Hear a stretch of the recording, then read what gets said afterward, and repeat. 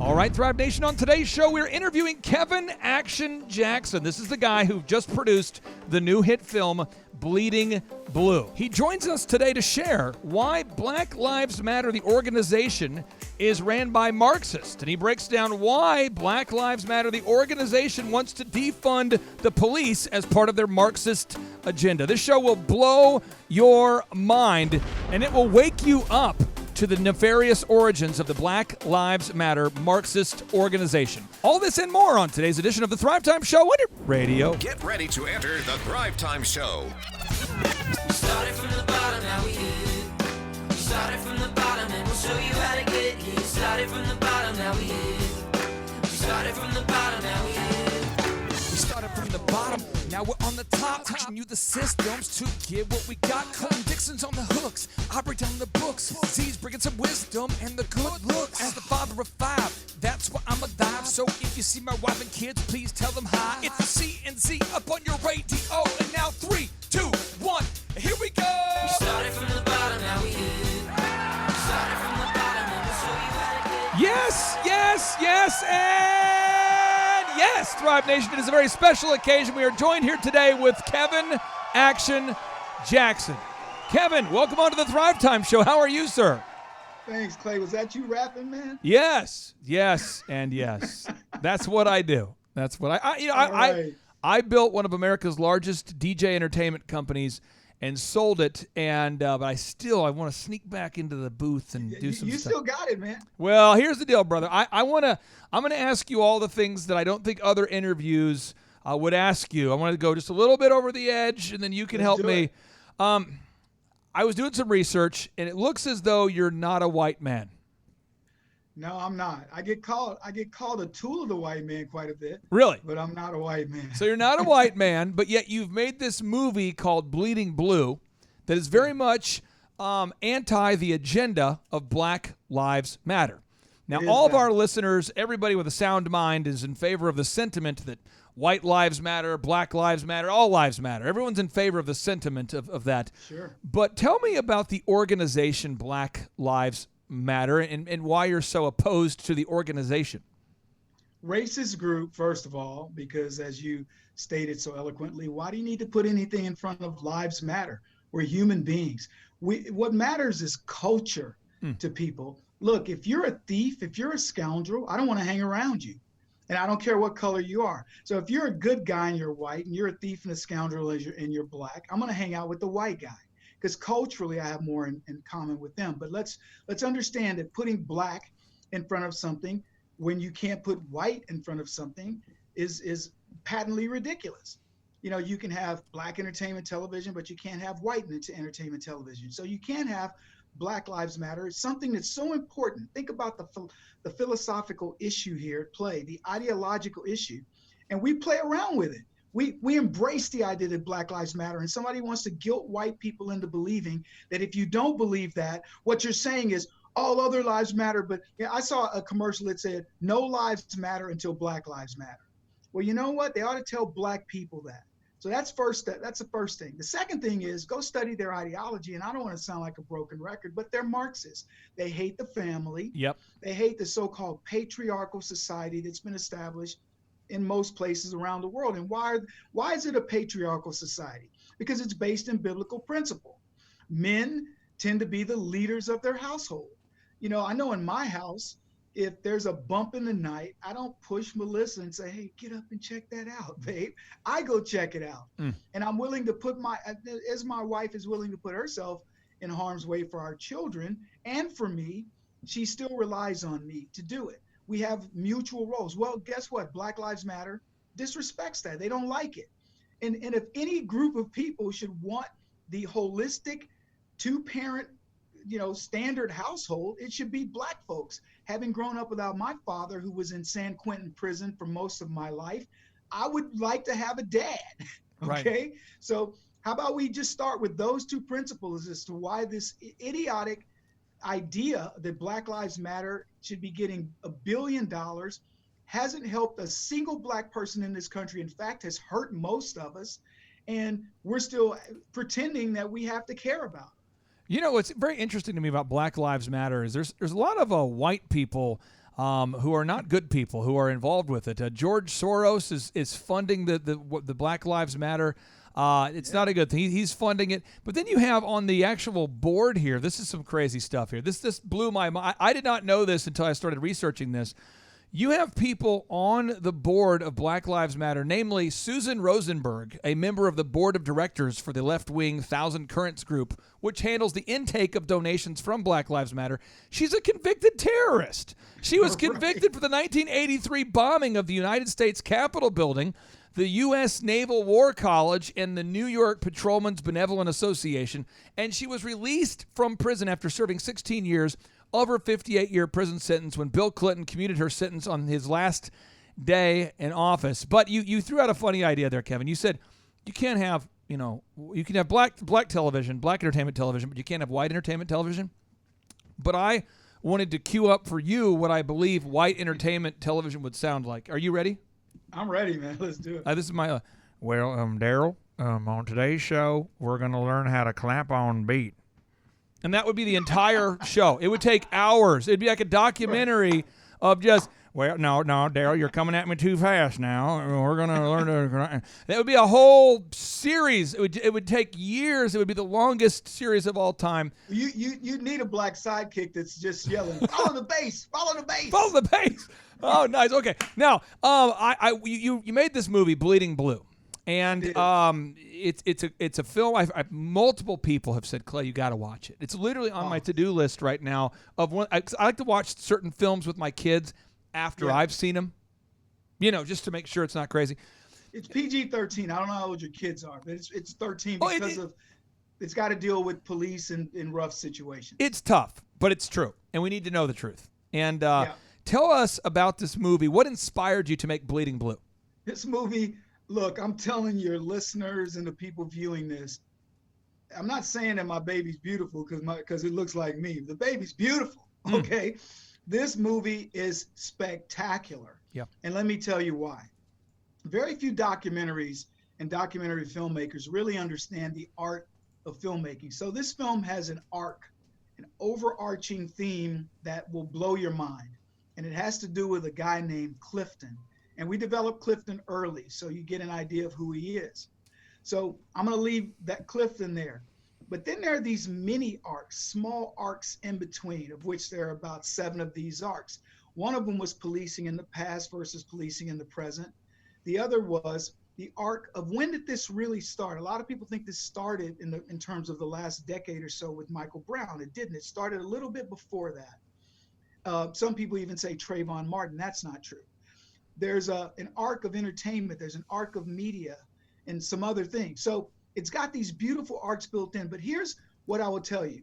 You will not watch this film and not leave probably having cried 2 or 3 times and having an impact on you that will be profound. And here's the last thing I'll tell you about it. You will learn things about certain police situations, and I'm going to use Ferguson as an example, that are going to be mind-blowing. So there's something for everybody in the film, but at the end of it, you understand why we made this. Now, what was the real motivation? A friend of mine came to me, one of my benefactors, and said, Kevin, will you write a book to help bridge the gap between police and the black community? And I said, look, I'm sick of writing books. Give me a ghostwriter and I'll write it. Because it's a lot of work and you have to take yourself out of the work that we currently do. But I wanted to save police lives, and I wanted to save the lives of young, mostly black men who look like me. I wanted them to understand what the police went through, that don't take it personal. Look, whether you're a law enforcement officer or whether you're just a conservative citizen like myself, when I get pulled over by a cop, the likelihood is he or she doesn't know me. If I do stupid stuff, I can get shot. They don't have to know Kevin made the film Bleeding Blue. It's spectacular and we love him.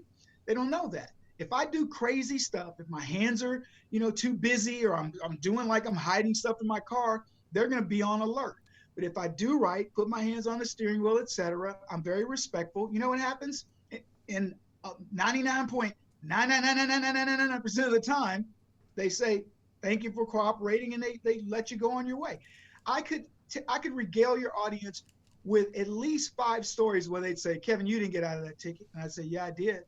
White cop, black dude, middle of the night, all kinds of stuff. Okay, well, drive safe, Mr. Jackson. So it's a lie. The narrative that blacks are being hunted and killed by cops willy-nilly is just blatantly Okay, a lie. let's do this. There is a lot of misinformation, and I want to open up. We have two other guests who are here with us, and I want them to be able to ask you questions as well. Sure. But you hear a lot the narrative if you watch CNN. If you find yourself stuck somehow, or you can't leave the room and Chris Cuomo's on TV or CNBC. At the airport? What's going to happen is you're going to hear that black people are being targeted by police disproportionately more than white people. You have all the statistics. You've done all the research. Yeah. Tell me about this. Are black people being targeted disproportionately more than white people? And if not, no, it's actually who is? It's actually the opposite. What? So what you have to do, okay, what they do is they manipulate the statistics. They tell us 13% of the population is black people, but they've got 43% of the police encounters or something. I'm talking violent police encounters. It's nonsense. The reason why there's that many incidents of police interactions with blacks is because of the high crime rate among blacks. And what white woke people don't want to admit is that there's a high level of crime in the black community. Now, that makes people get a little squeamish because they're going, well, Kevin, what you're saying is that black people have a propensity to commit more crime. No, what I'm saying is black people are put in circumstances where they do commit more crime. In other words, if I made the white condition a black condition and the black condition a white condition, if I were indoctrinating white kids over decades, making them, demoralizing them, yep, and making them feel insignificant, putting them, corralling them into neighborhoods, black neighborhoods, and doing all the things that Democrats do in these cities, white people would be committing more crimes than blacks. We'd be having this conversation, except I'd be on the other side and you would have made bleeding blue, Clay. But the facts are, blacks are in situations where we commit more crimes, thus cops interact with us more. And here's a statistic. Blacks call the cops 7 times more than whites. 7 times? 7 times more. So that seems like more. Every phone call that a white guy goes, hey, send the police, 7 black people are on the line saying, send the police. Now, if we were getting killed or hunted by police, I don't think they're thrill seekers, Clay. I don't think these are people going, hey, y'all want to have some fun? Let's get the cops to come over and let's run. Right. The cops are coming and we're asking for them for a reason. I have one more program idea for the new network, White Entertainment Television, and I'll open it up for Josh here. This would be a show called White Woke People, and this would be the dialogue. Bro, why'd you call me so early? It's noon. Bro. That would be the kind of dialogue, and then they would go into Whole Foods. Right. Do you like that idea? And here would be the black guy's response, Clay. He'd say, dude, you forgot to wake me up and go to my job interview for me, man. We have a future together. This White Entertainment Television thing is really it's unbelievable. Okay, now Josh, in all sincerity, we have a guy who's produced this great film, Bleeding Blue. Yes. Who's worked tirelessly to try to support the police and try to educate people about the lack of volatile racism in our country, because the media just loves to create a huge division that just simply does not exist.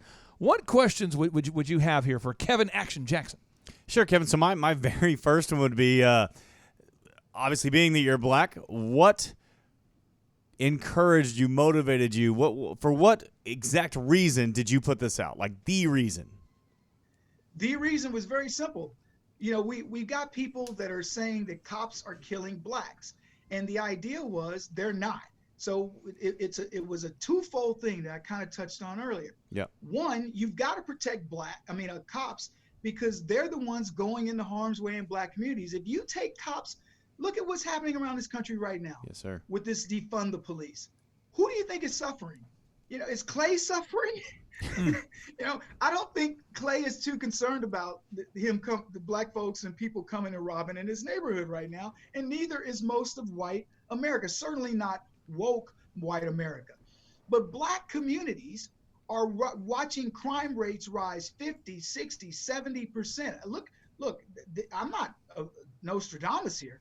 Go look in the paper and see how many people got shot and killed. And now we're no longer just talking about Chicago. Remember when all we talked about was a weekend, thing after Chicago killings, now New York, Atlanta, Cleveland, all the big cities are having a spike. St. Louis, Missouri, population 318,000 people, is 800% more dangerous than Chicago per capita. Most people Wow. don't even know that. Gosh. So all these cities are experiencing a massive increase in crime, a massive increase in people being killed. There was a black pastor who gave this fire and brimstone speech on the pulpit, and he made the comment. He says, "When I leave my neighborhood, I'm not afraid of seeing a cop when I walk out of my house, but I am afraid of seeing a young black man." Wow. Now that's speaking truth to power.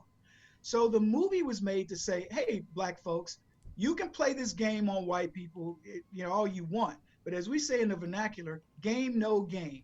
And that means as a black man, I know when you're lying, I know the game, and you're not going to pull game on me. You're not going to try to make me believe that a cop is my problem when I know you are my problem. And so I wanted to make the movie for blacks to say, wake up, stop acting stupid, stop buying into this narrative that you know is not true. And oh, by the way, Michael Brown didn't have his hands up. It wasn't hands up, don't shoot. The birth of BLM, all of it was birthed on a lie. So if you're going to have a relationship with BLM, I want you to imagine you've met a woman, presuming that you like women, young man, and you've met a woman and she builds the relationship on a lie. She tells you that she used to be a former supermodel and, she worked in a convent, whatever. And you find out it's not the truth. How long does the relationship last? It shouldn't last very long if you're smart, because you'll say, I don't want a person who's going to lie to me when I just say, so tell me a little bit about yourself.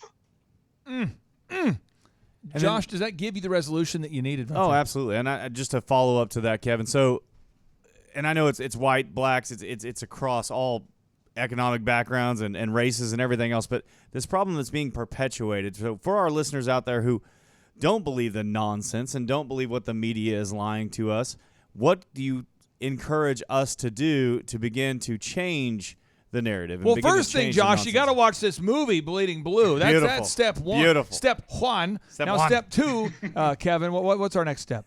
Okay, so let me give the plug for the movie. bleedingbluemovie.com is the website. Beautiful. So now let me give you the answer to that.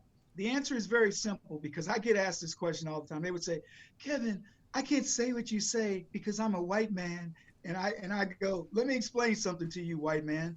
If I were a white man, I'd be saying the same thing. See, that's what character is about.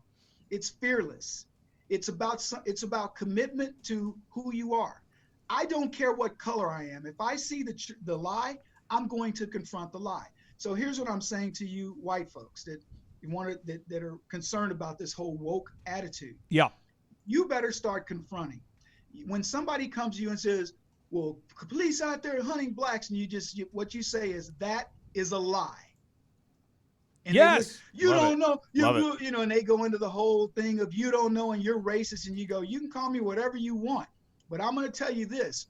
I'm going to call you a liar, because that is the truth. Per capita, the American Indian is actually killed in more than any other group of people. Thank you. So that's number one. Number two, white folks are killed in terms of the level of You're crime making me and nervous. the You're making me nervous. amount of Put us on a different part of the list. I don't want to be the second most hunted group of people. I'm American You Indian are. and white. What I'm telling you is you are more likely to be killed as a white. This is the thing that you got to understand. You are more likely to be killed than I am. Yet I'm the squeaky wheel. I'm the one out there going, but Black Lives Matter. I was And you're hoping over you would here- say, Clay, aliens are the most at risk. Then number two is deer. And then number three, but I didn't want to ever get to what you're doing is you're demystifying this narrative that is spreading from coast to coast. And so I thought, let's get another guy that's not white on the show. This next guy, his name is Joel Bauman. He is an MMA fighter. He's in the studio here. And Joel, what questions would you have for Kevin Action Jackson, the producer of Bleeding Blue, the movie? Hey, I really don't have a question. I just want to commend you, brother, because as being an African American, one of my best friends is a 28-year law enforcement veteran. He's, we've done some business together, and it's great to hear that the Great Awakening is also reaching, our black brothers, shall we say. because I believe that you're exactly, if you can't see that Black Lives Matter being funded by George Soros, who also funds Antifa, is a counter coup to and is just about manipulating our culture, then you're a part of the problem at this point. Like, you're a part of the problem. So, you know, being an African American who was adopted and grew up in a white community, I know that there is such thing as prejudice, but at the end of the day, it's about connecting with people. If you're making people nervous, if you're acting a certain way, they're going to look at you a certain way. Absolutely. You just have to be a good person.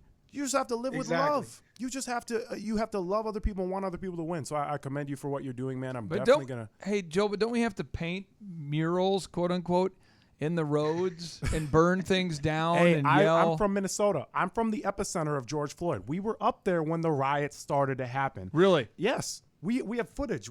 I have footage of behind the scenes of all the riots. We have documented. We have some things that we can get into. Well, let me say a couple things to the gentleman. Joe, is it Joel? Yeah, Joel. Yeah. Let me say a couple things. First of all, I commend your parents.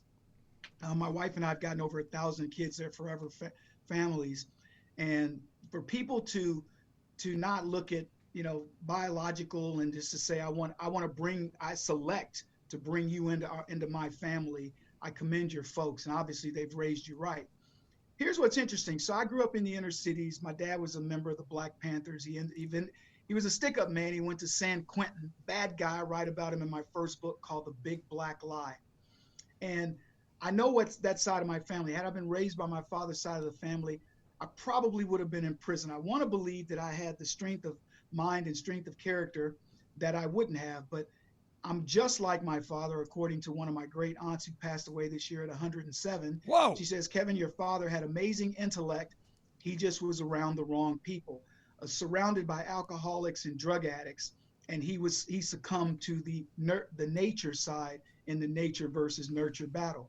I was raised by my grandparents after my mother died when I was 5.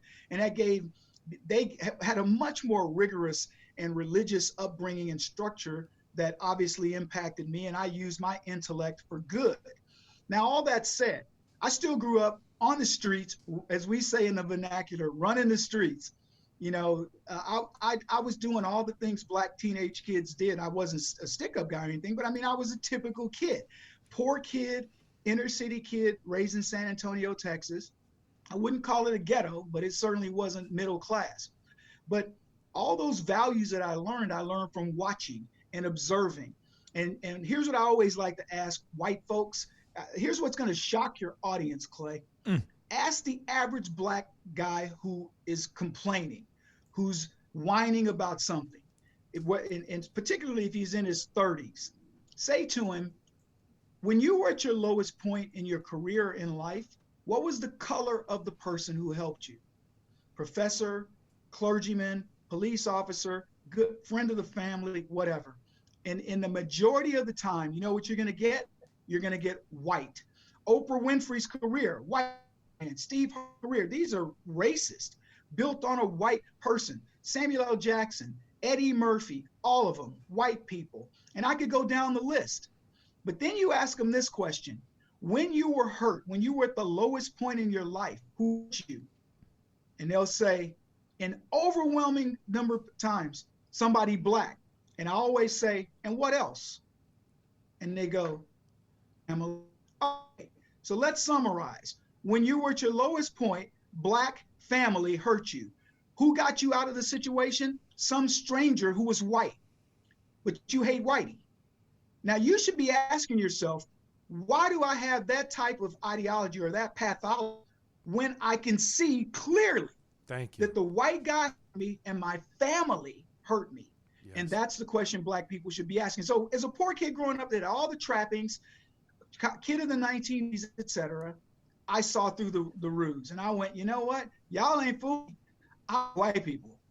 It's victim I didn't mentality. dislike Blacks, but you weren't going to get me not to hang around with whites because I saw how much they cared. Kevin, I have a final question for you. You appear to be a guy who, has done your research. You've been on the planet for a while. Well, I mean, it's controversial. Step one, you are a guy. Let's get that out there. We never know. There's a lot of gender confusion out there. You left a little bit too much of a pause there. Well, I'm just saying you appear to be a man who's been on the planet for a while and a man who maybe has some style. So I want to know, who's your favorite old school music artist of all time? If you think about that, you go back to your Teddy Pendergrass. Really? Oh, there you go. Okay. Teddy Pendergrass. Really? Do some research on Teddy Pendergrass. He would before Teddy's wreck. He was going to be the biggest crossover artist. Had he not had his wreck, Teddy Pendergrass would be bigger than Michael Jackson, Prince, and Bruno Mars combined. Beautiful. You know what I'm going to do? I'm just going to cue up with a little bit of Teddy right there. Now, folks, if you want to check out this movie, what's that website? One more time there, Kevin. What's that website? BlueMovie.com, and I'll make you a deal. If you don't like my film, I will give you your money back. Really? You promise? Yes. Promise. I'll tell you what, if they don't like the film, will you maybe send them a quick video of you singing along to Teddy Pendergrass? Is that something you're willing to do there? Brother, I appreciate you being here, man. I really do. And I'm so glad that you've come into our life, into our conversation. And I can sense the joy you have.